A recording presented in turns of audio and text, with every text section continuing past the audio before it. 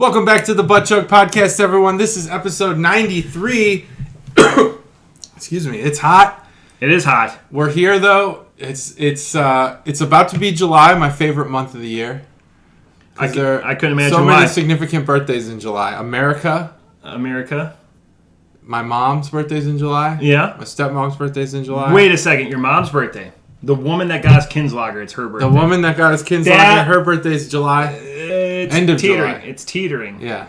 So you have the birth of America. Now it's not as awesome. Ooh, that's right. Because of the Kinslager. But Cobra's birthday's in July. Okay, we're going back to awesome. We're getting back to awesome. And that's about it. Yeah, really nothing else Nothing momentous, else. Yep. occasionous. I believe I graduated from Intel school in July. Great, and awesome OPSEC. So that's awesome. Intel school graduate right there, I mean, folks. that was like a million years ago. I'm not even in that profession anymore. Well, if you're a million years ago Intel and it was your birth, they didn't have months back then. It could have just been random time. True. Yeah. Well, I mean, they had them. They just hadn't been established by the Mayans yet, or the Aztecs, or whoever created the calendar. The Julian calendar is created after Julius Caesar. Oh, Julius Caesar. Well, Yes. who created the 365-day year? That was one of the Mexican. I thought that was a tribes, Julian. right? Oh, okay. I don't know. Because there's the Gregorian calendar too. And that was created by Gregory. Yep, Pope Gregory. Pope Gregory? I think it's Pope Gregory. Wow. Look at that. I was half right. Which is typical for me.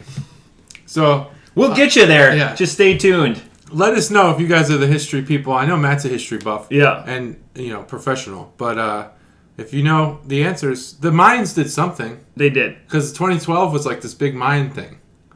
Remember that? I think they did the lunar calendar. Oh, the lunar calendar. I think. That God, makes I'm just... sense. The lunar calendar. I do most of my planning based on the moon. If you're one of the scores of listeners, feel free to correct us in the comments below. So, I don't have any beer news today, but I did want to tell a story. Excellent. It actually turns out that I still can't remember the name of this beer. This was the only pre-production we were doing today was trying to remember find this beer, and it's not on the website. So Yellow Springs, Chris has endorsed a Yellow Springs IPA. I don't know if it's a DIPA or a regular IPA or what, but he endorsed it strongly.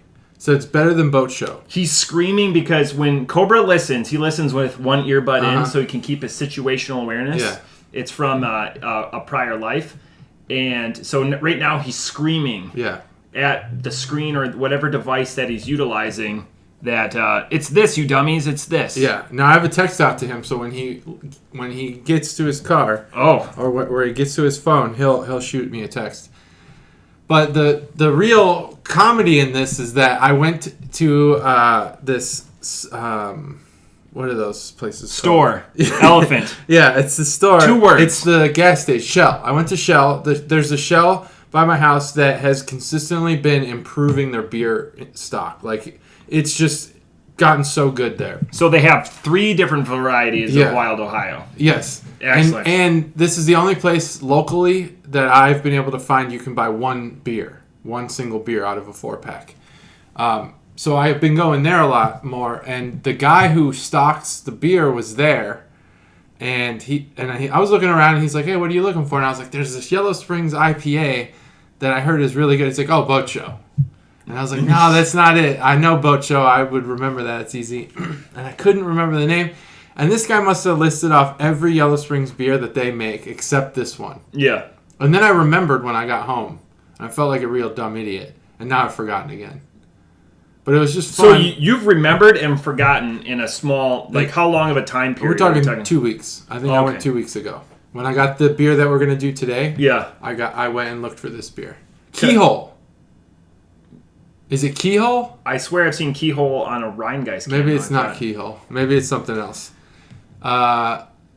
Crystal, he'll text it. But what's, I guess, hilarious is that I can't remember this damn beer. So I've created a challenge out of this.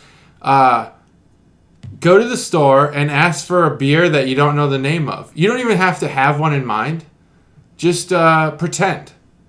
Just go to the store and be like, I was looking for this new beer from Great Lakes Brewing Company. I don't know what the label looks like. I have no idea what the name is. Could you tell me what, if you have it? Yeah, just like just see it's got a hoppy flavor. See how far you can get. See how many beers you can get the rep to list. Because I think I got about 7 beers listed to me, and none of them were it. I think it's Keyhole. Well, it's not a Rheingeist beer, so okay. I swear I've seen Keyhole.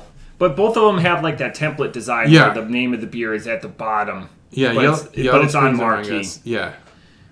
So I'm going to look this up real quick. Okay. I don't know if you got any... No, so while you're doing that, I need to do a significant outshout, and I finally paid a debt. So I like to pay up debts, and unfortunately sometimes it takes me a while to pay it out. So last fall, so episode, we'll say in the 60s, I promised Chuggalo Dave a case of Yingling. He's a big Yingling drinker. He brings the podcast with him. He travels a lot for work, and Chuggalo Dave happens to live in Minnesota. So I had driven up to Minnesota last summer, so even longer. And I had a couple cases of Yingling in my vehicle, and one was earmarked for Dave.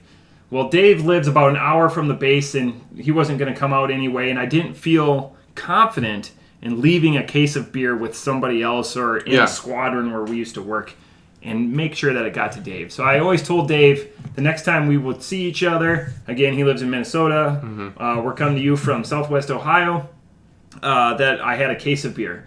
Well, so as we've alluded to, the lunar calendar matched up this month, and Dave was in Indianapolis this last weekend. And Dave goes, I've got nothing going on this weekend. Is it all right if I swing by? And we're about, spoiler alert, we're a little over 2 hours from Indianapolis. And I go, Dave, sure, come on over. Brave 70. For those of you that are local will understand the shithole that 70 is any time of the year that's not November to December. So Dave comes here, and the first thing I do is I present him with his case of beer, and then I tell him to get the hell out of my house. Dave stayed for a while, stayed overnight, drank all the rest of my beer, didn't drink his beer, which was smart on his part, very smart. But another debt that I've paid up. So again, I know I've thrown a few of them out on the podcast. If I owe you a beer, call me out on it, because I will definitely pay up. I don't even care if it's been a year. I know I've got a couple out there. I know Nort Dog's one of them, that I've owe him a beer or something else, and there's a couple other people I owe you swag. Don't worry, I won't forget about it, and here's that reason why. And aggressive pointing. Yes. So anyways, that night, as soon as we got here, I was putting together my new computer. And Dave, I'm just going to give you some of the demographics on Dave. Dave is in his 50s. He's an older guy, but he's a technical guy. He does a lot of stuff with fermenters and distillation machinery, and dialing them in and making sure that everything that they do is in the right parameters. So there's 3 of us with Chuggalo Pete. We're sitting here at this table, ironically in the church room bar. We decided to drink before we started putting the computer together. Probably the first mistake. We made a couple mistakes along the way, but we had some good beer and some good laughs along the way. So again, thank you, and my tip of the bandana and to the beer to Chuggalo Pete and Chuggalo Dave for coming from far away to help me put my computer together. It took us a while, but unlike Dave's keys, we got it done in about 3 hours. Spoiler alert, we lost Dave's keys, so he had to call AAA. And the end of that story is we found him the next morning. As soon as he came into the house, his keys were in his coat pocket, and like a good host, I hung his coat up in the closet. Yeah. And we had just forgotten about it. He was wearing a coat. We emptied trash cans. He carried his coat in. We thought it was in the new computer. We checked the old computer. We checked the recycling bin. We emptied. We're asking the girls, emptying furniture, everything. Then we just happened to find an epiphany went off, kind of like with Keyhole. Yeah. An epiphany went off. I hung up his coat as soon as he got here. So he had to cancel AAA. Like they were sending out a locksmith on Sunday morning. Yeah. Crazy stuff. Well, it's good to be a member of AAA, so kudos to him for doing that. Yeah. I'm not a member. I am. Sometimes I wonder what I pay for, but we've used it once in exactly 7 years. It used to be, my grandparents were lifetime members of AAA, and it used to be you before GPS. They would print out like trip tickets for you. Oh, really? It was a whole binder where every stretch of road was its own page. And it was laminated, and it was really nice. So you'd you'd be driving. In this case, you're going to Wisconsin or whatever. You get on the 70, and that's its own page. Or maybe it stops at the state line, and then you get to Indiana, you flip it. And then, you hit, 65 or 465 or whatever. And then you flip it, that's its own page, then 65, then 94. And it gets you to where you're going. Do you have to return these binders? No, you keep them. Oh, wow. And it's instead of using like a large atlas or any type of map that you unfold, it's just this little. It's real thin. It's like a pamphlet sized, but it flips up, so the whole stretch of road is on one thing. And that I think was AAA's probably bread and butter. Their shtick. But also picking you up roadside was a big deal. I think a lot of this technology is antiquated. OnStar, AAA, like roadside assistance. I have a cell phone. And maybe OnStar works with your antenna, so if you don't get cell service, you could still get OnStar. But 99% of the time, do you really need AAA? My grievance with AAA, and I say this again, member of AAA, is they are the lowest negotiated rate, and they rate for stretches. So where I'm from, Eau Claire in Minneapolis on 94, a corridor that's 90 miles long, there's 2 carriers that accept it. So if they're out on calls, there's only 2 individuals that can help you with whatever roadside distress you have. Yeah. And I've heard of people waiting hours and hours just for like a flat tire. Yeah. Now most people should be able to change their flat tire, but in the era of fuel efficiency, a lot of cars don't even come with spares anymore. Yep. So then you're just there kind of holding your dick. Like, just holding it. Well, if you're a guy. If you're a guy. Well, what was I going to say? If you are a member of USAA and you have your insurance through them, I think 3 tows a year are refundable. Right. Which is great. So I'm pretty much... because my insurance is through USAA, I'm an idiot for paying for AAA. In my opinion, I wouldn't say you're an idiot. I think you're just... double dipping. Yeah. Because... I think you're playing it too safe. Yeah. Like I said, the one time we used it, Stacy blew a tire in downtown Indianapolis. Hannah was a baby in the back of the vehicle and called AAA, and they towed her and got a tire and wham bam, but it delayed her 2 hours. For time-conscious people, it delayed us. Sure. Well, it's key holder. Key holder. So close. Close. That's a victory. That's a victory, yeah. That's what it is. It's a victory. And that's all the news I have. Yeah, I don't have too much more. Just appreciation to 2 Chuggalos for helping out a Chuggalo in need. Yeah, thanks, Chuggalos. That was awesome. And we're going to get into it with the first beer of the day. But so I gave these guys carte blanche on my fridge, which is really stocked right now, and it's a bevy of delicious beers. A bevy of beverages. And I wasn't protective of anything, with the exception of your beer that's in there, the Oma Gang, that we'll be doing second. Yeah. But I go, if there's 3 of anything, don't touch it, because it's going to be for the podcast. And Dave is really easy because Dave doesn't like stouts. So a lot of the stouts I had earmarked. And he'll drink IPAs, but he doesn't enjoy them. So he actually kind of went after my wife's beers, which were all the lagers and pilsners. Oh, yeah. And then some Miller Lights, too, which are just fodder. But Pete, Chuggalo Pete went right for, like, he almost knew, and he's not a beer connoisseur. He enjoys drinking beer, but he went for, like, the highlights. Like, of course. Like the $20 4-packs. Yeah. And I go, and there's a couple of them, and he hit both of them. And I go, Pete, those are going to be podcast beers. Don't tell me anything that you think. He's not on Untapped, or I wasn't going to erroneously read it, because I didn't want to be influenced. That's how important it is to bring that virgin attitude to the VCP for me. Because he went right after they were 2 out of his first 3 beers, and I go, I don't want to see a facial reaction. And by that point, we were, hands and guts into the computer. So, and I was cussing. Okay. But I was like, please just don't tell me anything. So that leads me to the first beer, which is Untitled Art. So Untitled Art, in the first 2 weeks, or in 2 consecutive weeks, Again, this is Chocolate Lava Cake Stout.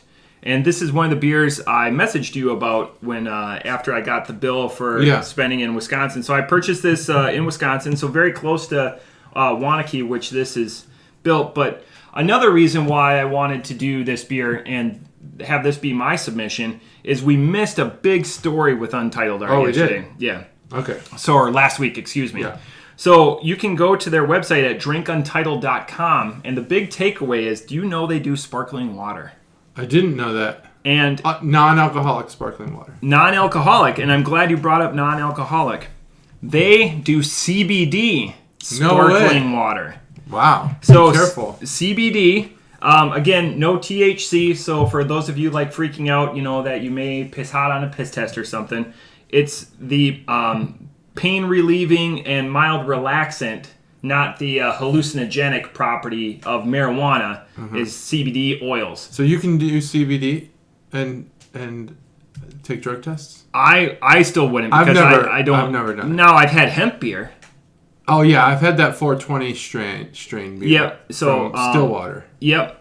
If you want a beer, or that's from Sweetwater. Sweetwater, yeah. If you want, because they're Stillwater artisanal, which is another great. I think New Belgium's Hemperor is even better. I think you've had that. I might have. It is, I don't know. It smells. A lot of New Belgiums I have. Not a fan. It's pungent. But let's go with the crack on this one. Let's go with the crack. 3, 2, 1. Excellent.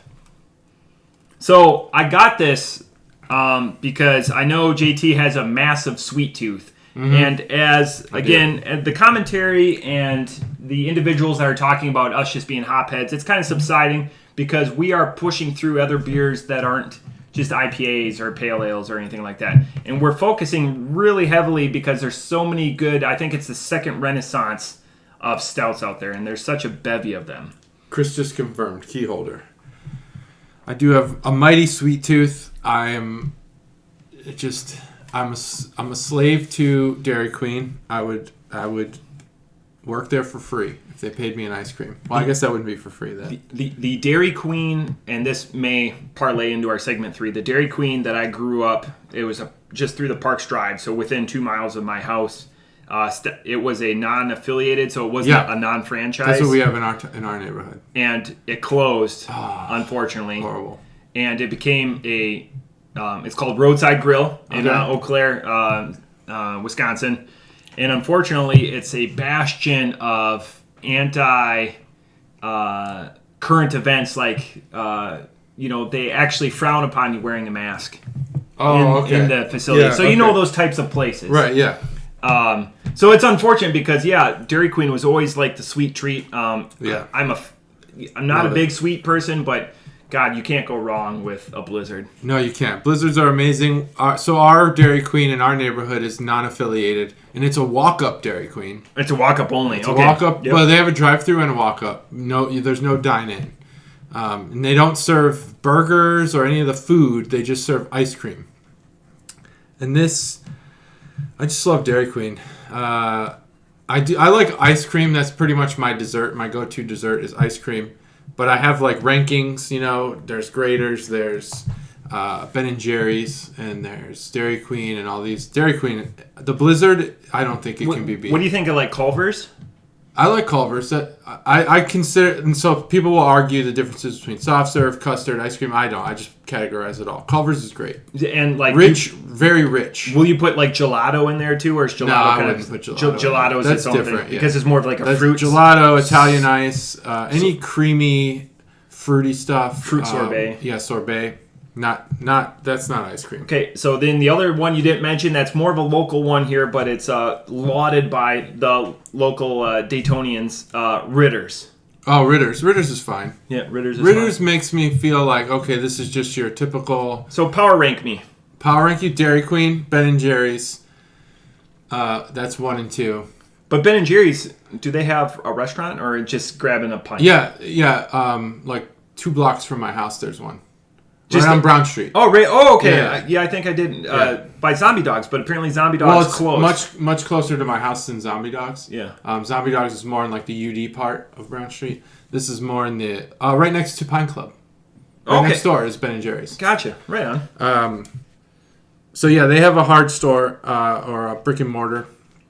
And that's number 2. And their flavor the flavor in Ben & Jerry's is better than the flavor in the ice cream at Dairy Queen, but Dairy Queen has better mixtures, like Blizzards. Then Ben & Jerry's. Then everything else, really, I would say. Okay. Favorite Blizzard. Favorite Blizzard? Well, I know we're a beer podcast, but let's just... No, this is important stuff. So it used to be the Reese's Peanut Butter Cup with chocolate ice cream. Which makes it even better. But if you haven't had this, the Rocky Road one, it's brand new this year. Brand new. They actually mix in, like, what's that marshmallow liquid? Marshmallow fluff? Yeah, fluff. They mix it in there. This thing is unbelievable. It's got full-size peanuts and chocolate chunks. It's amazing. Rocky Road Blizzard. Get it. Before I went to Blizzard's, peanut butter parfait was that's what my dad always gets. My jam. Yeah. But, man, you can't go wrong with a Reese's Peanut Butter Cup. No. Sidetrack, I got in trouble because at my girls' school, we have to pack their lunch now. Just easier for them to space the kids out and everything like that during mealtime. And we've been told no peanut butter, so they get turkey and cheese sandwiches because my daughter won't eat ham. And so we make turkey and cheese sandwiches because we can't make peanut butter and jelly because peanuts, allergies, kids. Mm-hmm. I didn't think, obviously.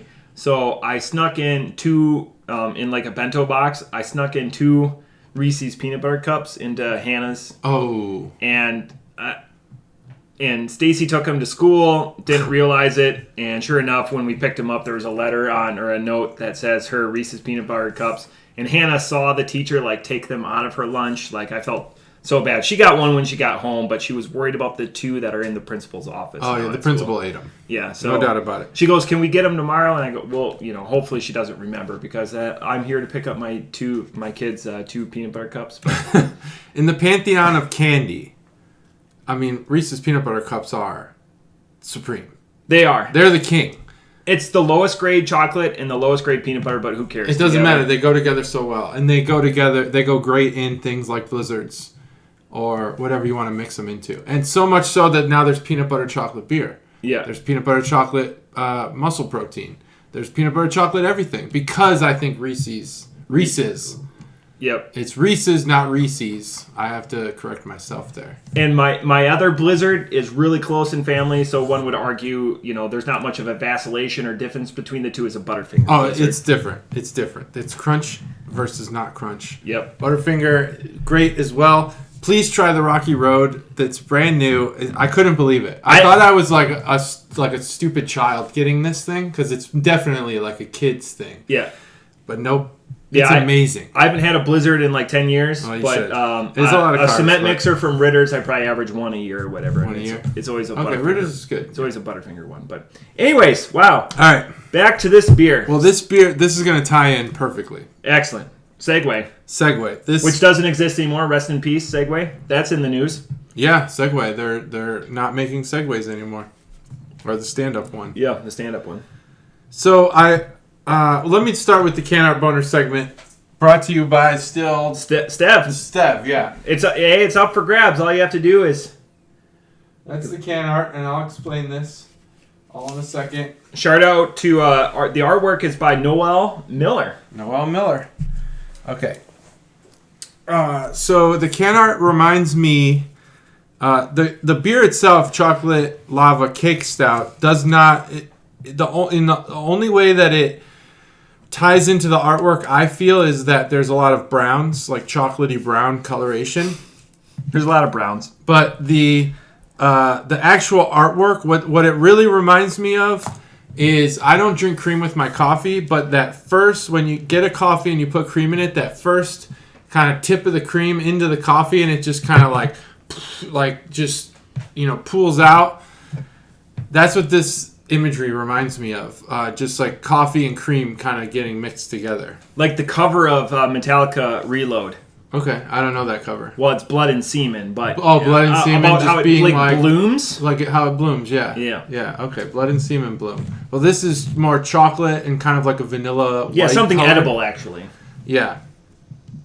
But it reminds me of that, and maybe it has like if you give art a feeling. I know a lot of people do that. I don't particularly, but this could have like a lava feeling to it. But I don't really get a lot of that. It's just, that's the Can Art Boner segment brought to you by Steve. And I will say that when I read the ingredients, or when I read the description of the beer, it's a stout with cacao nibs and milk sugar. I said, here's another milk sugar beer that's going to be too sweet, and it's going to suck, and it's going to be fucking awful. And it basically, the cacao nibs will either be too strong and bitter, or the milk sugar will be too sweet, and there'll be something wrong with this beer. I saw the word cake, and I was like, no way. There's no way that they're going to get that. I've had cake beer, I've had candy beer, I've had cookie beer. None of it ever tastes like what it says. I hate to say it, but I love to say it. This beer is on fucking point. This is a cake beer, no doubt about it. Chocolate lava cake stout. I've never tasted anything so close to the real thing in a beer, I think, period. This beer is a phenomenal beer.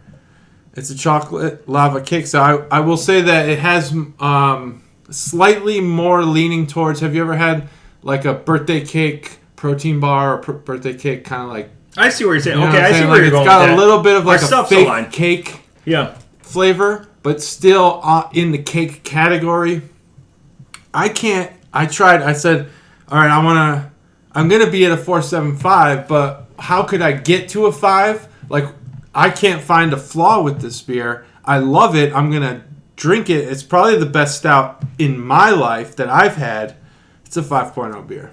I love it. I love it. And it's funny because Untitled Art, anytime I get an Untitled Art, I'm like, this is probably going to be like a 4.0. Because Untitled Art does beer well, but they're kind of like, what is it that, they push out a different beer. Yeah, it never comes back. Yeah. And it's just, it's always good, well done, but never great. This one's great. This one should be made again. It's perfect. And if you go to drinkuntitled.com, it's interesting because if you try to find these beers, you can't. Going to their website, because all they do is they promote, you'll see the CBD water. So when I was doing my research on this beer, because I knew I wanted to do this beer because it's just been sitting there, and the fact that Pete drank one and we're going to have other people over this weekend, I didn't want it to disappear before, and I earmarked this knowing we have Mr. Sweet Tooth sitting to my left. So with that, they pair with Listermann's, which is a local one, Jackie O's, Barrel Theory, which is probably my favorite brewer in Minneapolis. So if you look at the upper Midwest, they do a gun for hire for a lot of these. But again, go to drinkuntitled.com, and check out who they collaborate with. You won't find information about specific beers, unfortunately. You will be able to find out their collaborations and who they distribute through, so you could contact the distributor and get the beer, but you're not going to get a flowery portrait of who they or what they brew, because again, all of this is brewed in collaboration with the host agency. So Jackie O's, and they have 19 brewers, I think, participating. I just named the big ones that we've heard of before on this podcast. So anyways, off the top rope, I was at a 5.0. My first drink, my first sip. First drink, you will never have a beer, like you look at the name and it's a home run. It's a home run. There's no other beer that I've had that has, like you said, matched 100%. And there's not much description on it, just cacao nibs and milk sugar. 100%, all of that. It is a chocolate cake. It's not a super moist chocolate cake. It's one that's a little bit drier. You didn't have it fresh that day. You had it 8 to 12 hours later. This is minor, So off the top rope, again, I give it a 4.75. We just couldn't have 2 5s when Chris is in here. That first drink, and I wrote it down. That first drink is a 6.0. There have been situations where Katie and I are sitting around and we'll play like a little game, like what do you wish you could experience for the first time again? Like maybe a movie that you see for the first time. The first sip of this beer is a 6.0. Is definitely, above a 5. No doubt about it. It's so good. You won't have any more magic happen in your mouth than that first one. That first sip. Knowing what this beer is. Like, you couldn't... I don't know. Maybe we should do it as a blind experiment. Just hand it to somebody. Because I've got the 1 can left. Hand it to somebody and just be like, here, try it. But I wouldn't hand it to, like, an older chap or something like that. Yeah. Somebody that likes craft beer. Just... be somebody that likes craft beer and probably doesn't listen to the pod. That way I can be like... total surprise. Just total surprise. Yeah. You don't know what this is. Just enjoy it. I don't know if the enjoyment is tied to knowing what it is or just that it is... That's a good point. It is a remarkable beer. We could say that about a lot of beers. The aftertaste, the burps, everything about this beer has been amazing. I'm already done. It's so good. Just go have the other can. No, I'm not going to have the other can. I want either Chris or somebody random to have it. Forget the other. I might have to send my father-in-law back to a store that I know that had it. If like you can get more, I'll take more. This is so good. And I haven't said this since the Nuclearis rhubarb, which I just put in the fridge. We were sitting on it for a year. And my wife got mad at me that I had one, and she goes, "What?" And I go, "There's more than one left, so don't worry." But it's just magic. So, it is. God, and I know you're hearing this. It's just that first taste, I wish it would carry all the way through. I can't, there's no way that I could coach anyone up on. It's a near perfect beer for me. This is a one-off, though. Could you sit down and drink a 4-pack of this? I think I could. Wow. I think I could drink this. It's 8%. I finally slayed. I bought this because of you. Because I've been pushing stouts for a while. Yeah. And I want to find one that you could hang your coat on. I've been trying so hard not to give 5s and to really be critical of any time. So if a beer is completely knocking me off my feet, I'm at a 4.75, and that's when I start going back and forth. And with this one, I'm going to, I have a sweet tooth, so this might be biased, but I mean, this sits up there. This is one of the best beers I've ever had. Yeah. Not just stout. Well, no, it's the best stout you've ever had. It's definitely the best stout I've ever had. But it's probably top 3 best beers I've ever had. Period. That's an important, because seriously, this beer was targeted. That's why I told Pete. Pete will back it up. When you talk to Pete, Pete will say, he told me. I'm glad that I could experience this with you, and we had the time to, because this was targeted. Again, I'm probably going to send a text message to my father-in-law, just, hey, if you find yourself out, please, and I will reimburse you, because, again, it comes as a 4-pack, and it's an expensive 4-pack, so. It's so good. Whoever made this whoever is the collaborator, great job. They mastered the flavor they were looking for. I would sure hope it's Barrel Theory, because Barrel Theory, everything that they do is so bold. Okay. Like when I'm up in Minneapolis in a couple of weeks, I cannot wait to go to Barrel Theory. I'll have my own car, so I'm not an Uber individual anyways, but I can go to Barrel Theory. I'm bringing a couple of growlers with me, so I'm so looking forward to it. Awesome.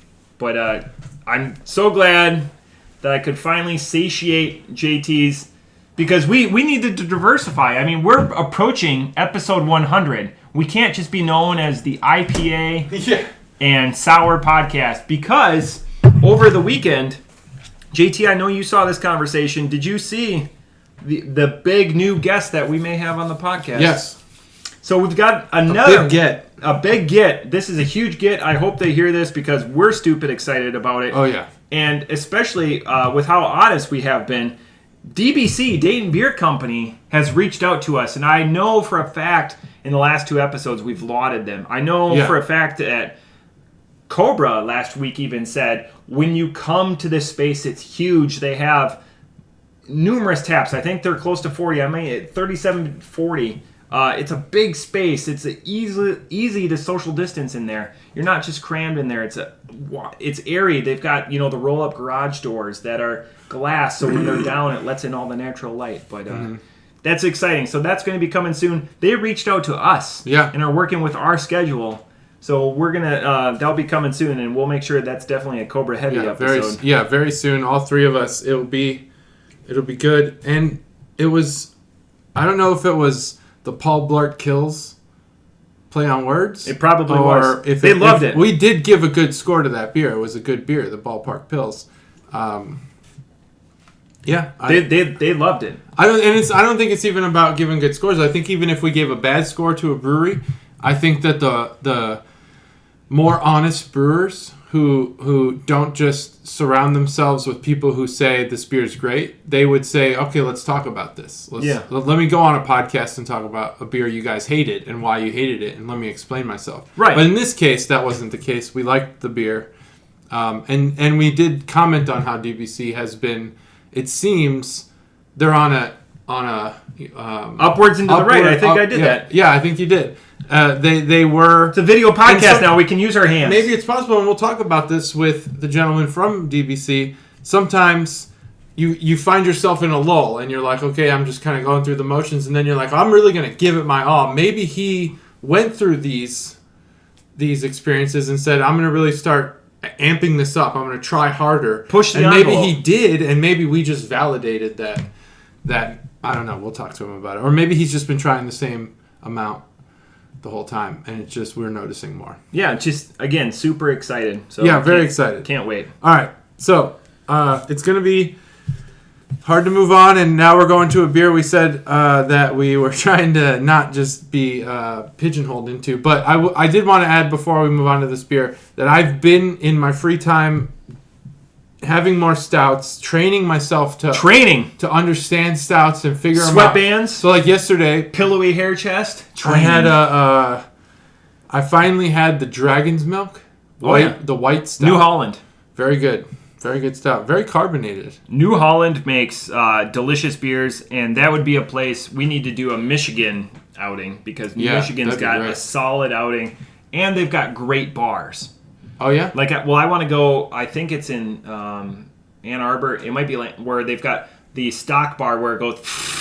So when you buy a beer, it raises its price. Whoa. So other beers, but it's on the fly. It's like the old airplane. So you don't pay the same price for beer? No, it changes. Wow, I think that'd be interesting. God. The only place in Michigan... I've been to two places. I've been to the island, Mackinac. Mackinac. And I've been to Kalamazoo. Yeah.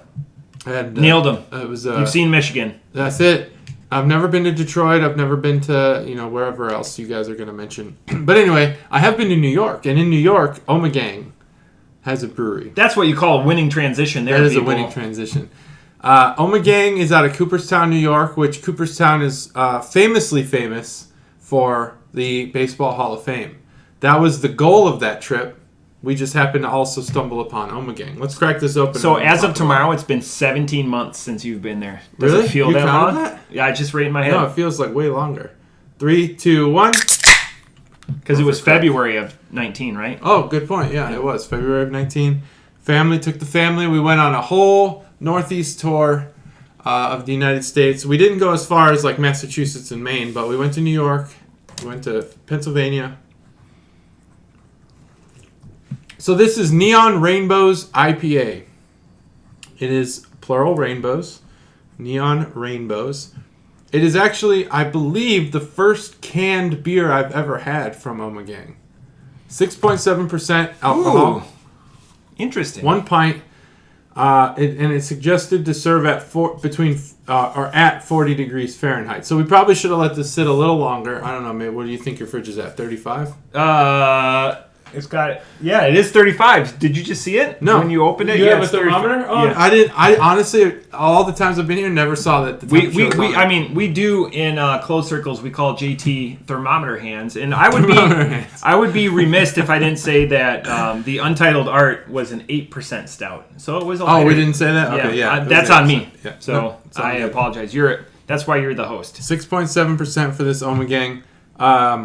So, as you know, I took a tour of the Omegang Brewery, and they don't touch the beer at all. No, from start to finish. They No don't hands. use their hands. No they hands. don't use their hands. No hands. All the ingredients in the beer passes through, buckets and magical force fields. What are those big metal vats? I guess they're called vats. Just what are those big KitchenAid style things Tanks? that you cook like Mixers? Mixers, like big mixing bowls. They just pour barley and shit into there, and no hands touch anything.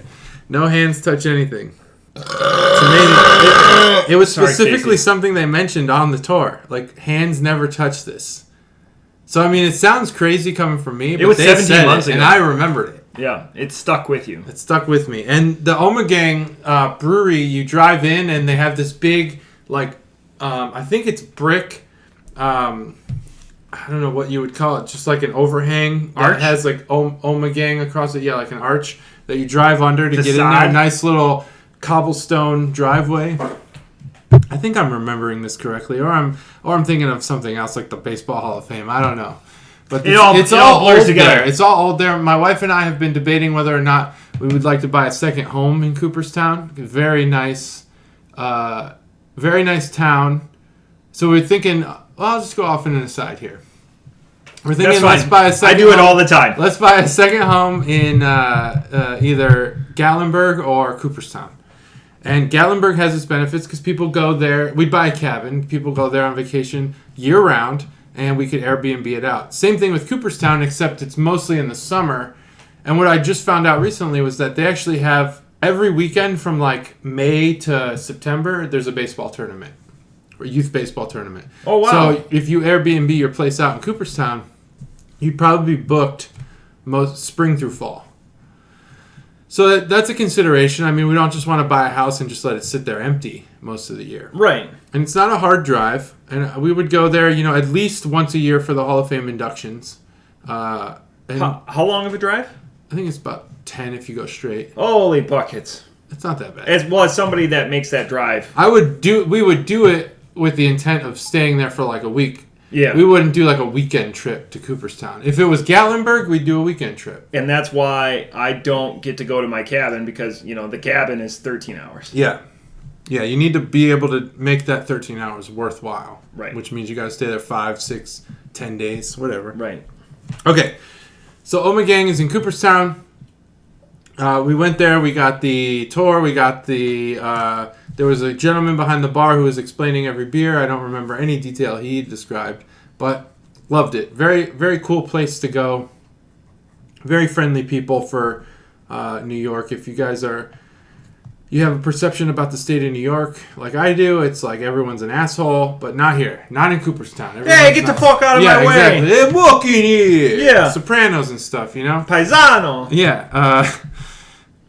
But that's not the case. This part of... So Buffalo to Cooperstown, it's kind of like West New York through Central New York. Pretty nice people. Yeah.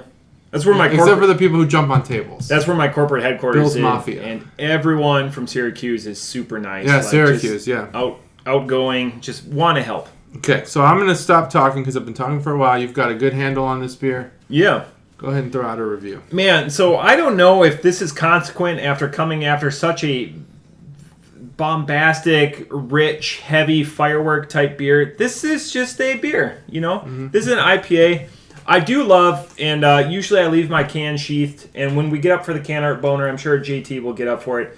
I do love that we're doing neon rainbows during Pride Month. So that's Hadn't even awesome. thought of that. I'm glad, this is the last day of Pride Month, but really that attitude should exist throughout the year. It's light, it's fruity, it pops a little bit in your mouth. That's just because of the lightness, not because of like any sort of effervescence, but it's just super light and refreshing. And it feels really fresh, even though I know it sat here a while. I didn't check the brew on date. Best Buy, holy, we screwed up. There is a Best Buy. It's date. Best Buy a couple weeks ago, June 9th. Well, so I take back what I said about the Shell gas station I buy my beer at because I only bought this like 2 weeks ago. Yeah, so this beer still pops. So that just goes to show you that expiration dates are kind of bullshit. That's a little bit. Up. Just go just go with your smell and your instincts, because this beer, and that wasn't planned, this beer is still extremely fresh. I had no idea. I appreciate it. A little bit of a dry finish. I'm dry, but that's encouraging me to drink it. But again, final score, it's still just an IPA. I'm at a 3.75. Again, I don't know if it's consequent of having such an awesome, rich, heavy, full flavor, but this has a lot of redeeming qualities. If this is your daily drinker in Ommegang or in Western New York, or Ommegang's got really wide distribution, you shouldn't be. This could be a respected daily drinker. Yeah, totally. And the best part is you're getting 16 ounces at 6.8. So you're getting a rather flavorful beer, and you're getting 4 ounces more of it at 6.8. So that extra 4 ounces is what keeps a lot of these beers from being a daily drinker, I think. Yeah. I think a definite key attribute of a daily drinker is that it comes in a 12-ounce can. As weird as that might be. No, I'm with you. Boat Show, things like that in Ohio that are daily drinkers, 12-ounce cans. Yeah. A pint, it might be too much. All right. So this is the Can Art Boner brought to you by Steve. All right, so you look at this neon rainbows. What this shiny paper print is called a foil, and these diamonds on diamonds, that pattern is called argyle. Commonly, the only reason I know that is because I think I've mentioned this before. Just after high school, when I was in college, I worked at J. Crew for a short period of time, and argyle is a sweater pattern, a sock pattern for rich people who have yachts, and that's what this is. It's an argyle pattern of neon foil print, and it's I'm gonna sneeze at some point. Don't worry, we'll edit it out. Not that one, though. No, we're going to look like a fool. We're just keeping them all. I sneeze in threes, too. Keep them all in. Don't we all? It's going to look weird when I edit the one out and it's only going to be That'd two. be funny, yeah. Okay, so at the bottom here, there's... I just realized it says Farmhouse Series, and there's this archway. That's pretty much what Ommegang looks like when you enter. But you drive through that. You drive underneath that arch.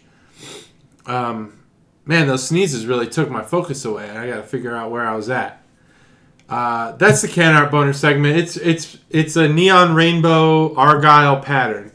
It does have a little description on here. Did you read that? You didn't read that, right? Nope, it's not my job. Yeah, well, I leave the meat for you guys. Neon rainbows bursts with hop-driven notes of tropical fruits, citrus, and hints of pine. The hops include Citra, Mosaic, Simcoe, Centennial, and Topaz. The first round of dry hopping is Citra and Mosaic, followed by a second round of Topaz and Simcoe. Okay, so just your basic description there. Brewed and canned by Brewery Ommegang, Cooperstown, New York. Now, Ommegang, they also make the Game of Thrones series of beers. That has nothing to do with what I'm about to say. I have some up on the shelf.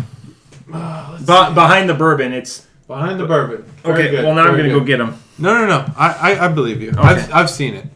Unless you think the viewers need to see it, we're good. I have them. They're just up on the bar. He has them. Ommegang. The only thing about their name, you remember the meme from a while ago with the girl holding the Goosebumps books that said R.L. Stein?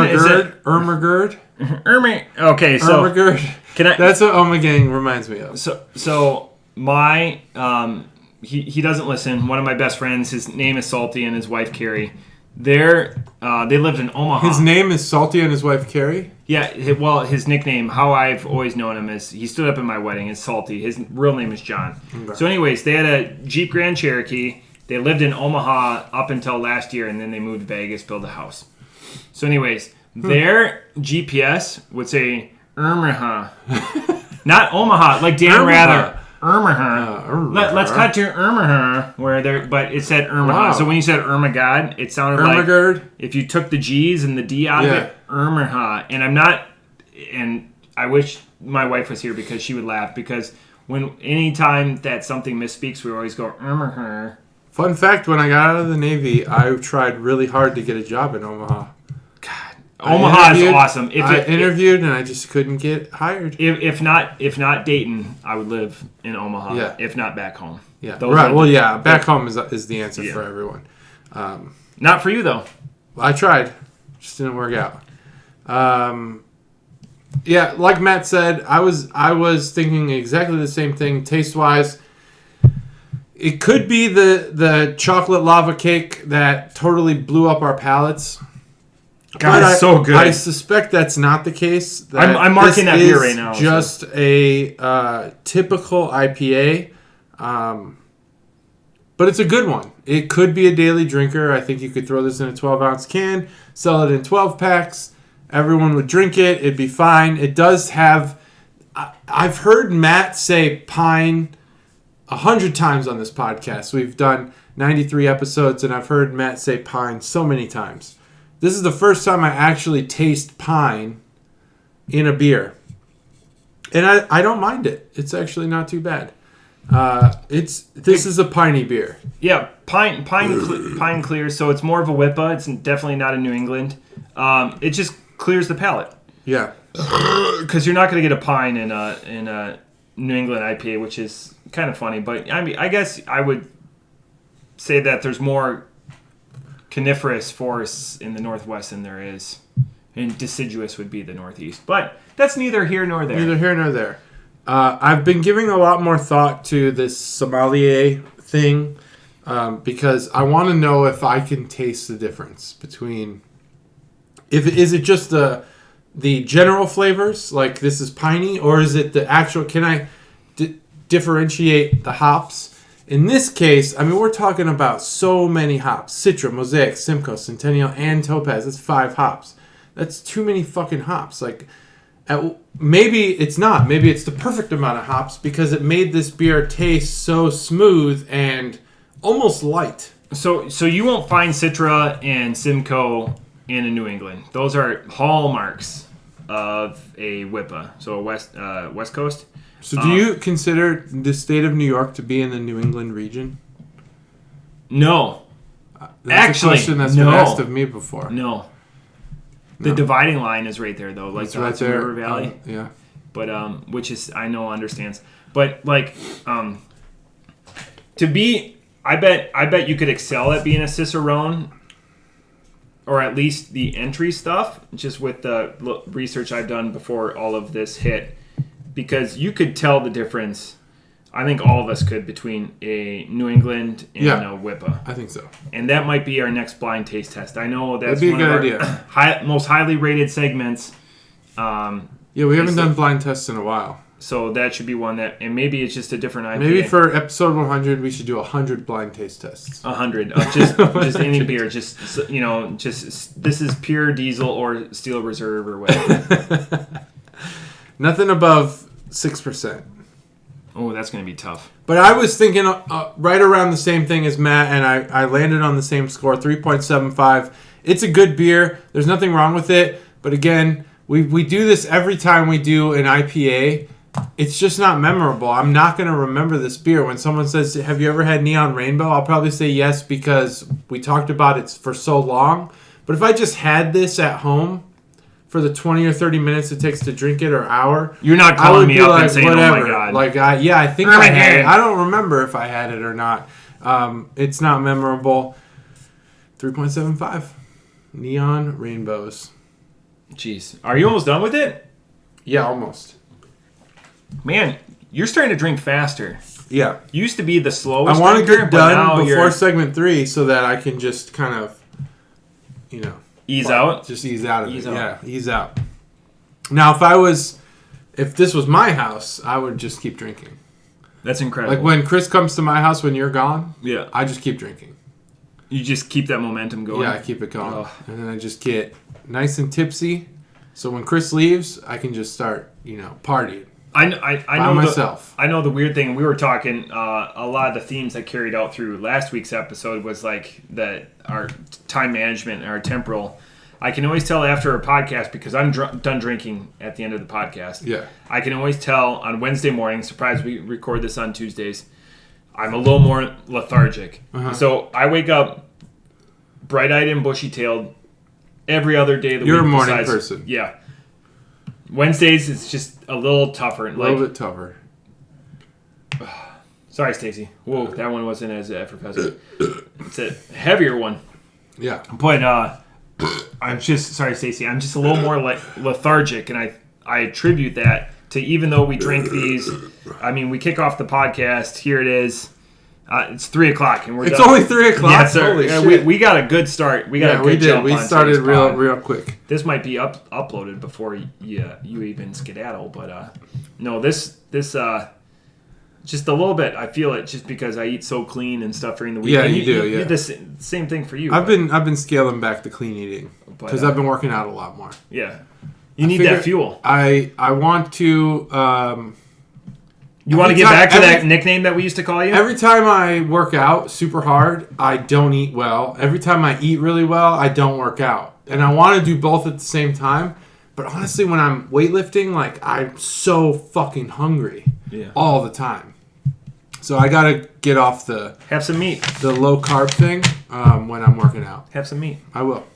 Thanks. But anyway, that was my No, I hear you. My side story there. I can't do low carb and weightlift. It's too hard. I just get so hungry. I don't weightlift, obviously. If you know, I'm showing off the gun show here. It's 22s. You know, I don't offer what man chest over there has got, but it's going to be another weekend where we have people coming, and these are individuals that both can put them down. Thank goodness, and I officiated their wedding last year. Thank goodness she is 6 months pregnant, because that, I think, is going to slow everyone down. Because if Megan's not drinking, who you got coming over? If it's any of my business. No, Mike and Megan. Mike and Megan. So they moved to Philadelphia during all of this mess. Oh, fantastic! I love Philadelphia. Yeah, so I don't think they love Philadelphia because they haven't. You know, they've moved. Today is June, the last day of June. Tomorrow's July. They moved in May. And they haven't met anyone because everything's shut down. Yeah, so right. They so it's both hard. Have started their it's jobs. Not that they hate Philly. It's that it's hard. But the best part during these times. Megan's, Stacy, my wife's cousin. Again, I officiated their wedding. They, she is one of the most. Her birthday is a month-long event. She's one of the most outgoing, gregarious individuals ever. Oh yeah, it's a party every night. And I can't wait to see her because she's 6 months pregnant. I can't wait to see her. Like, all of us are going to have a good time, and she's going to be sitting there. That's the worst. Pregnant women have it the worst. Yeah, they really do. I mean, they do. No offense, but it's the worst. Yeah, there was one time where I had like a twisted ankle and I was a baby for like 2 days. So I guess that's kind of being pregnant. Right, 2 days of pain, foot pain. Two days of, I mean, men's foot pain. It's pretty intense. So much more. It's so intense. I wouldn't fuck with that. I think I almost pulled a muscle one time. But yeah, so I don't think I've ever been like seriously injured. Seriously injured.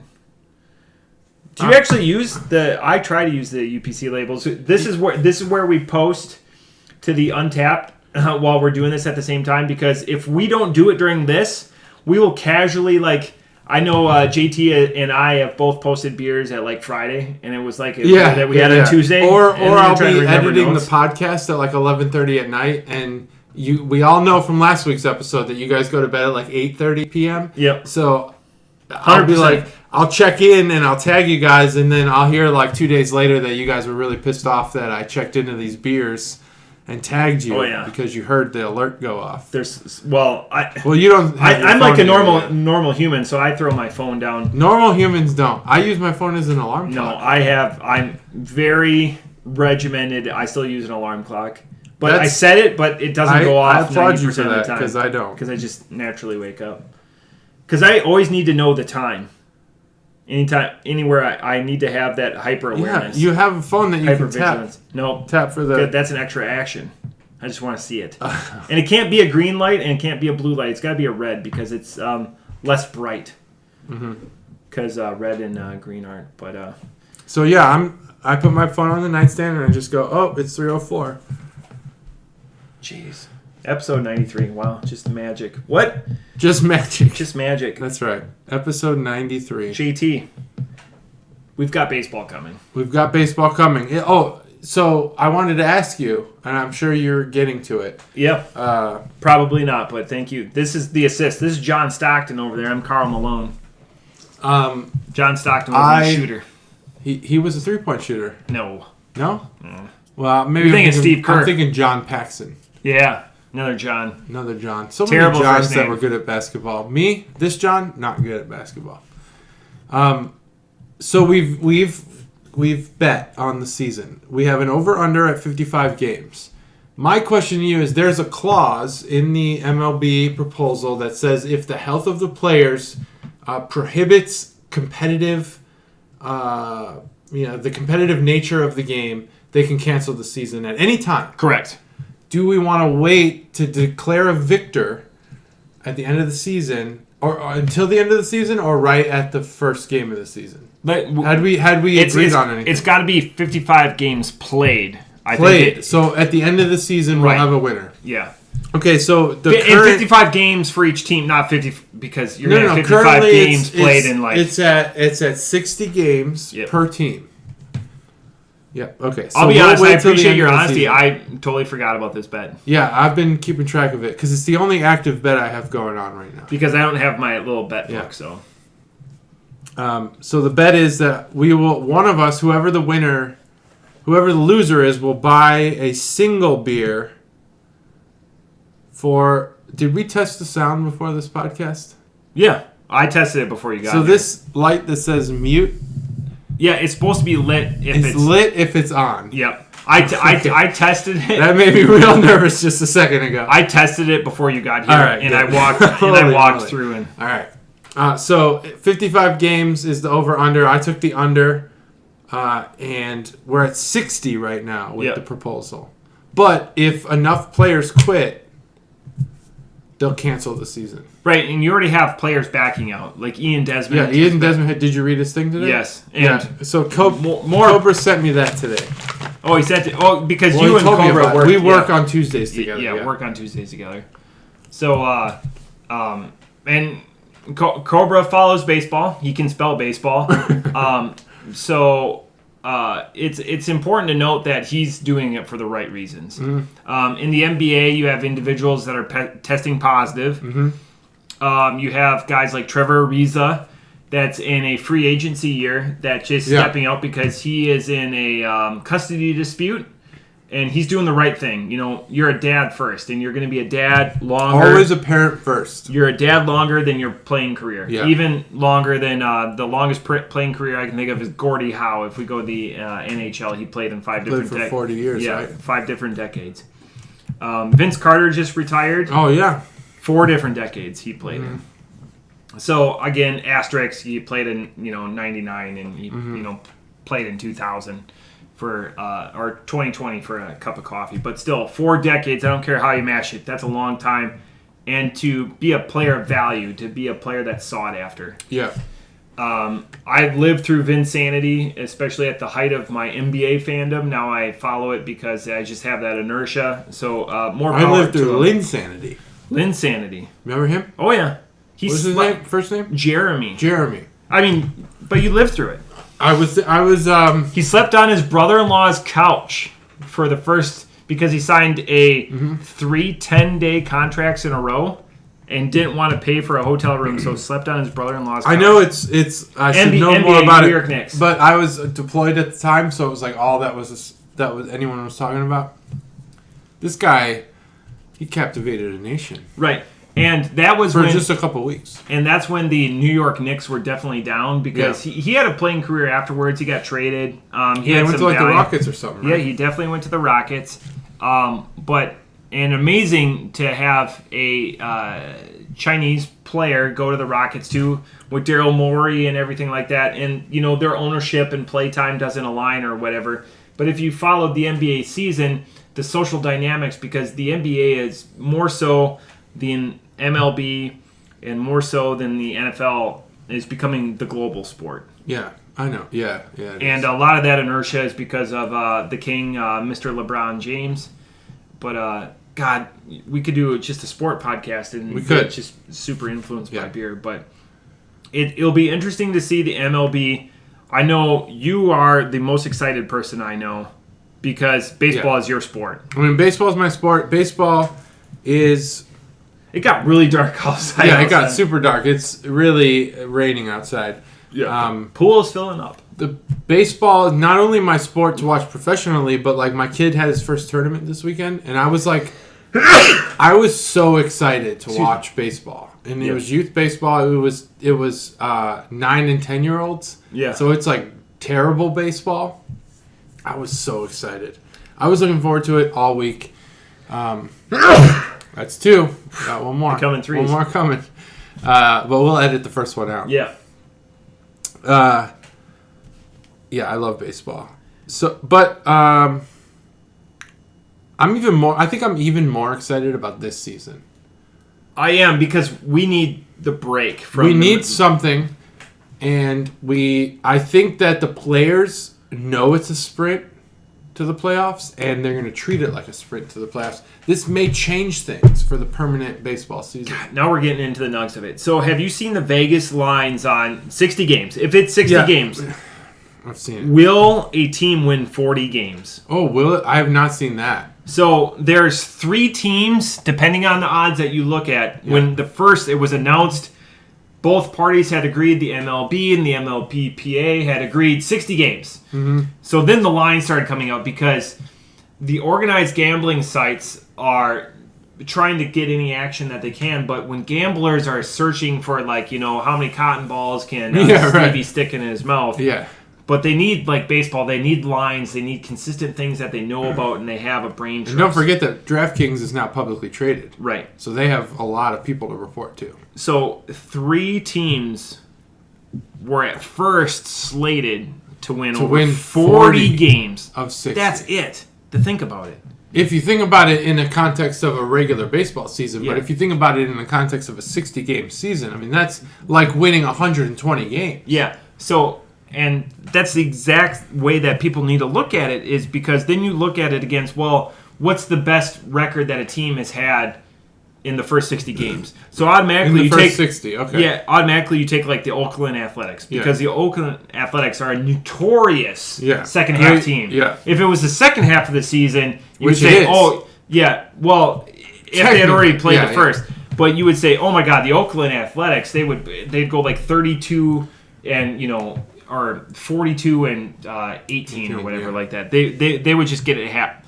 But there's 3 teams that are projected to win 40 games when it first came out, because now it's updated. And they're the same teams that are projected to win the World Series in a 162-game season. Because I think that the Vegas line setters have learned nothing. Right. And they're gambling the same money on the same teams. They got the Dodgers, right? Dodgers is 1. They got the Yankees. Is 2. And let me think about the This third. One's a challenge. This one's a challenge. Right when it came out. Because now it's updated. Now the lines I'm seeing, no team is winning 40 games. But right when it came out. The reason why I bring it up is because of this third team. This third team would be the Astros? No. Because no one thinks they're going to win 40 games. Oh, by the way, we didn't bring that up. Have you seen the trash can beer? No. God, I forget who brews it. It's the Astros colors, so it's all white, awesome. It's orange, and it just says trash can on it. I love all the hate. The winners of a shortened season, and I will say that there's only one winner, it's the Astros. Because there's going to be no fans in the stands. You don't have a lot of room to hit people. You only have 60 games. I hope this fervent hate exists in 2021 when we have inoculation. Help me out with the word. Remedy. Vaccine. Whatever. Vaccine. Yep. The best word. I hope the hate carries over. It will. Well, I don't know. Maybe it won't. God, the winners. I don't care. Well, I guess it depends on where the Astros fall. Like, what if the Astros win 15 games? And just punt on the season and keep all of their accolades? I don't think that's enough of a Not punishment. keep their accolades. They just try and fail. They're not going to fail. Verlander's going to win 7 starts, 8 starts. I mean, they lost Garrett Cole. I don't know. I just 15 games, man. 15 games. You're not going to make a bet. Name another pitcher on the Astros. Lance McCullers. Is he still there? I don't even know. Garrett Cole's gone. Wade Miley's with the Reds, which hurts us. God, he's crafty. But you can name their lineup. So who's the other team? Who's the third team? Tampa Bay. Tampa Bay? Tampa Bay is stacked. I don't believe it. Stacked. Who are they stacked with other than Yonder, whatever that guy's name, Wander Franco? He's not even going to play in the major leagues. Is he a Tampa Bay guy? Yeah, but they have their expanded pool of players. They can just rotate through. Snell. If I had to guess at a team that might compete, it'd be the White Sox. The White Sox are fucking incredible. They are, but they need a year. They're so good. They are. If everyone hopped on the Astros, non-major leaguers hits like Luis Robert or Basabe or any of these guys hit, they're fucking golden. They might be the winners because this season, no one's, we drove by. Last time we went to Wisconsin, we took the Dan Ryan, so we drove right by Guaranteed Rate Field. What a terrible name. Arrow pointing down. Arrow pointing down. And I'm a Brewers fan. Yeah. We're called All-American Abomination. Oh, it's Miller Park. That you guys changed the name. It's Miller Park. Fifth Third changed their name. Do you know what it is? No. Me neither. So, I don't know why they gave up because they're building banks everywhere. Wrigley Field is still Wrigley Field. The Cubs are still the Cubs. Speaking of which, I forgot to say Butterfinger. Butterfinger has a billboard on the loop. So 80, 94. Yeah. Is that a Simpsons thing? Or? It's right before. No, it's a Butterfinger. It's right before that giant senior citizen place. You know what I'm talking about on the outside loop. Anyways, outside loop, senior citizens. You're talking. It's the only one, like by the airport. No, it's south of there. It's the only it's a 20-story building amongst other warehouses. Yeah, I don't know. Everyone knows what I'm talking about. Your mom knows. Your mom knows. Definitely your mom knows. Well, GT, your mom. That's what I meant. My mom knows. Yeah, because she drives those roads all the time. There. And then there's 47 Brian Urlacher hair restoration. Oh my God, so many Brian Urlacher fireworks. Hair things. Brian Urlacher. Fireworks. Brian Urlacher. Motorcycle injury, and one Butterfinger. There's one Butterfinger. It's on the south side. There's plenty of beer ones. Plenty of Miller Lite. No. Yeah. False. Fake news. Yeah, there's a lot of. But I drove by Guaranteed Rate Field. Yeah, because it was quicker. It was 6:28 on the way back, and we did 5:58 coming back. That's so good. I think the statute of limitations is over on this, but when Chris and the Sues and me and Gatorade went to a Cubs game, we took the L, and we had to. I'd never seen Chris so out of his element taking the L because it was packed. It was jam packed, and he's not a big crowd guy. But we on the way out of Wrigley, I don't know why we went south. Where were we going? I don't remember where we were going, but we were by Guaranteed Rate Field, and I'm pretty sure 3 of the 4 of us pissed right in the train car around Guaranteed Rate Field, and there was a game right about to happen. And we were considering going to a doubleheader, Cubs Sox doubleheader. Oh wow! Which would have been awesome, but we were hammered, so we could not have pulled it off. But the best part is Gatorade. That last beer she drank, she rated it a 5. I guarantee it. Oh, no doubt about it. Yeah, it's a 5. It was probably a Goose Island Old IPA. Pile. Yeah, I don't remember what we drank there, but there's some IPAs in the center field bleachers. She probably rated it a 5. Old Pile IPA. Old Pile? Old Pile. What is that? Oh, Old Pile. Yeah. It's not an IPA. We call it Old Pile. That's fine. You can call it that. So, for baseball, I still think that, and everyone says that the coastal divisions in baseball, the pundits, are more competitive than the center of the country. I can't disagree more. Yeah. Because everyone is back on the Cards bandwagon. that they've reloaded They are after losing. back on the Cards bandwagon. I don't get it. You think all the prognosticators Micus Mikolas or whatever that guy's name is going to fucking do anything? After they lost their second wins leader and they're not doing shit. Gone. Yeah, they're not doing shit. Fuck the Cardinals. But they're always there. When's the last time they were last place in the division? Never. Last place, probably never, but that's not the point. They don't need to be last place to suck. So, but I can't, I feel for the players going into their gap year, their free agency year. Yeah, that sucks. It sucks for them. Hopefully the ruling comes out for them because I'm always in favor of the players. But, yeah, that's baseball. So what do you think? What do you got? Who do you got? Let's name 3 teams you think are gonna compete for a World Series. God, it's tough. I have my dark horse candidate from the AL. Okay, who's that? The Angels. You think the Angels will compete? Teams can get hot. It's in the 60-game season. In the 60-game season, the gloves are off. So Ohtani without the days off though, I don't know if they're gonna. He's gonna be a 2-way player this year. Yeah, if they're gonna neuter if they're gonna neuter his value.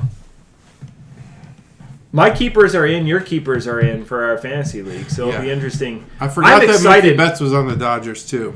I fucking hate the Dodgers. Oh yeah, the Dodgers. Fuck the Dodgers. You'd be completely remiss. That's why I went to the AL because I think the AL is more up for grabs this year. Yeah, it definitely is. God, I think the NL is up for grabs because there's choke artists. Are you saying Clayton Kershaw? Yeah, I'm saying Clayton Kershaw. I'm saying, okay, you got Walker Buehler on the Dodgers. They've squandered Kershaw. Clayton Kershaw's career. The Dodgers will not make it to the World Series. Put it on paper now. I'm saying they will make the playoffs, but not the World Series. And I don't think the Nationals are going to make it back. They lost everyone that matters. So, okay, it's possible the Phillies. It's possible the Phillies. The Phillies made some moves. God, I love the Braves young core. Braves, yeah, Braves could make it. I think that the surprise of the season, my what do you call it? The not the underdog, but the shocker. Yeah, the shocker pick is the White Sox.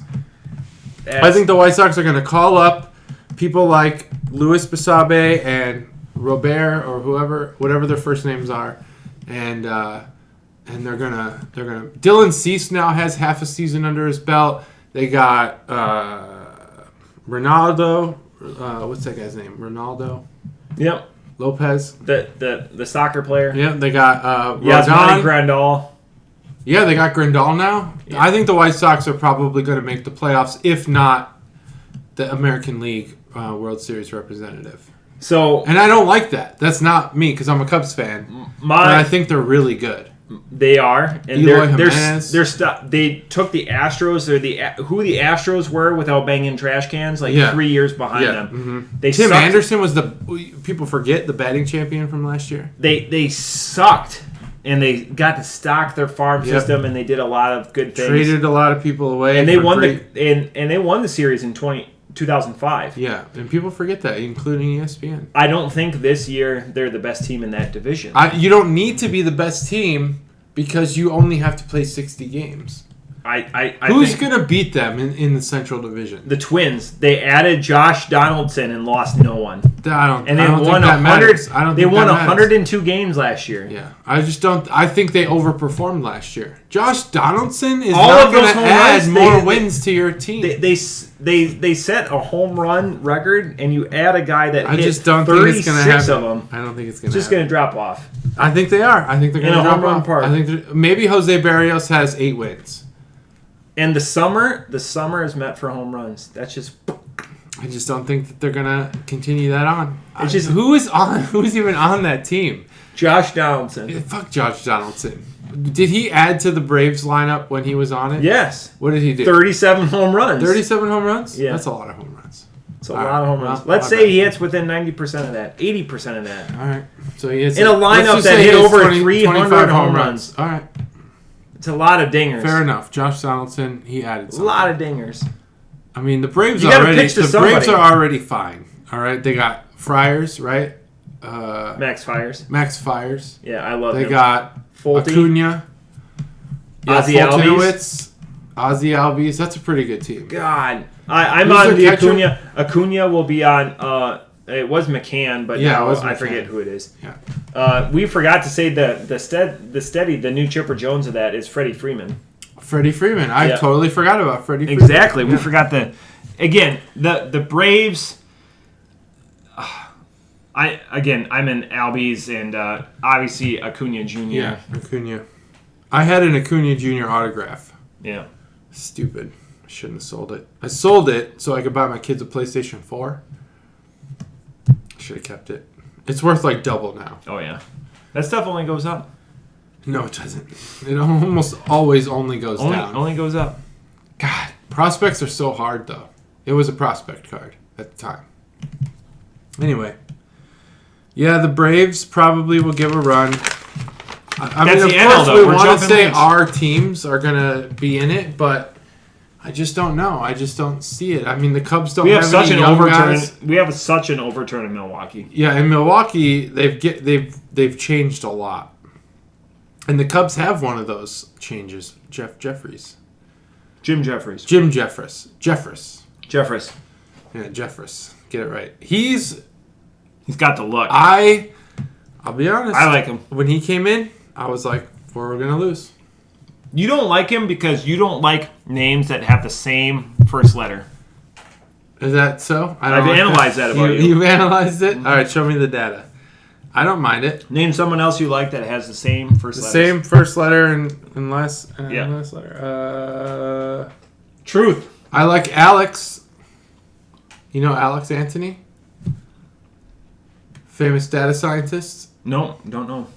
He's in sports. Great friend. We went to Pine Club together. In sports. Yo, do you still talk to Chuggalo Alex? Yeah, I still talk to Alex. I mean, rarely. He's a bigwig now. You know, he works for a Fortune 500 company. Yeah. But yeah, he's a great friend. Double initials, AA, and yeah, we still talk. Who in sports? Geez, I don't know. Who has double initials? I mean, let's start naming some people. No, I just remember you don't like anyone that's got double first initials. I like Mike Mussina. Really? After the steroids issue? I'm okay with steroids. I've completely come to terms with. Mark McGwire. Fine with it. But that doesn't count because he's got a little... Sammy Sosa. Sammy Sosa. Summer of '98. They should both be in the Hall of Fame, not because they were particularly fantastic baseball players, but they saved baseball. There's no doubt about it. Mark McGwire and Sammy Sosa, and in some sense Ken Griffey Jr., who should have gotten 100% of the vote. Those three individuals saved Major League Baseball from absolute destruction. Do you want? I know it's not. No, I'm good. I'm good. I'm on my downward slope now. Okay. No T-ball tonight. First day without baseball in weeks. Yeah. Oh, was your baseball practice canceled too? Yeah, our T-ball was. Yeah, baseball's canceled. So I'm finally free for a night. Tacos tonight. And we'll probably do quesadilla videos. Ooh. It's okay though. It's not work. That's fun. These are spicy. I love them. When it I was saw just National Jerky Day, so I bought. When I saw your box of Jack Links, I was like, I mean, I'm not impressed by Jack Links, but these are pretty good. Yeah, you don't see those in stores. No, you don't. Those are good. And the other thing I bought are just meat bars. Meat bars. Yeah. Never had meat bars. But anyway, that's a lot of baseball talk. Yeah. 60 games. I think the Cubs are going to win the World Series. That's all I think. Well, JT, do you have any parting shots for this episode? Parting shots. Give us your high points. Yeah, my high points. It's rare that you get to experience not only one of the greatest beers you've had in your life, but that you'll do it on microphone. You're doing it on my microphone? Mm-hmm. Oh, okay.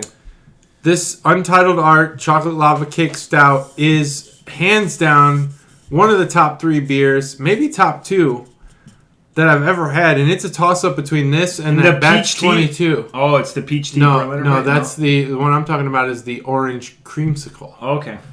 And peach tea's up there, too. That might be number 3. But this is better than that. I try to remember. Very good. This is better than that. I'd have to try the orange creamsicle again in order to know which one. This might be This just might be number 1 for me. No, knowing your fervent boner for this, I'm going to put in an order for more of this. That'd be awesome. I will definitely pay for more of this. I would buy multiple 6-packs or 4-packs or whatever they come in. And it's weird that it's in a 12-ounce can because Untitled Art. Like I was saying, this is the first can of Omegang I've had. This might be the first 12-ounce can of Untitled Art I've had. I have other 12-ounce cans of Untitled Art in the I think I've only had pints of Untitled Art. Anyway, it's rare that you get to experience it, period. It's more rare, that you get to experience it with the world. And I just, I thank you for joining me. If you have a sweet tooth and you like cake, this is the beer for you. All right, so my parting shots. 1, I've been distracted a little bit. I contacted somebody in the Dayton Beer Geeks group. They're selling part of their collection, so I signed up to be a part of that, and I just got accepted. So I'm going to be buying more stouts, and it will blow. Are they like anything. 3 Floyds, like Dark Lords and stuff? No, but in Dark Lord news, they're selling it in 4-packs now. I've heard they're selling old ones, archive beers. Old ones. Yeah. So I'm going to definitely join that lottery. But I'm excited, and I was talking to Chugalo Bavesh, and we're going to go negotiate this after the pod. So I'm excited about that. Number 2, excited about the baseball season. Excited to sit down here in the bar, turn the gigantic TV on, and just have a couple of beers and probably pass out in the 5th inning. Not because I've drank too much, but because it's nice to just get away and sit down here in the bar. Yeah, it's bedtime. It's bedtime. And 3, I had a good one. That's why I brought up parting shots.